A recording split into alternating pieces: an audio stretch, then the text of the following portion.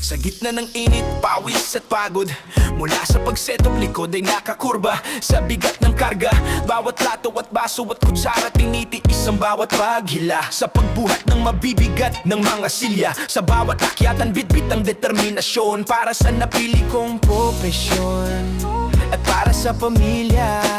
Kahit nakanggalay tumayo sa gilid ng pintuan, naghihintay ng hudyat sa bawat kailangan. May mga matang mapanghusga at boses na matigas, pinapasa na reklamo hanggang sa huling basbas. Gutom may kinakalimutan sa bawat pag-ikot. Ubos na ang lakas, ngunit bawal ang malungkot.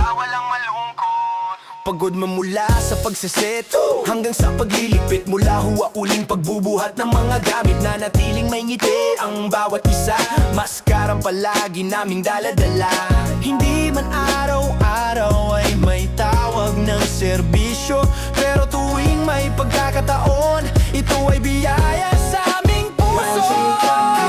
Kanggalay tumayo sa gilid ng pintuan, naghihintay ng hudyat sa bawat kailangan. May mga matang mapanghusga at boses na matigas, pinapasa na reklamo hanggang sa huling basbas. Gutom may kinakalimutan sa bawat pag-ikot. Ubos na ang lakas, ngunit bawal ang malungkot.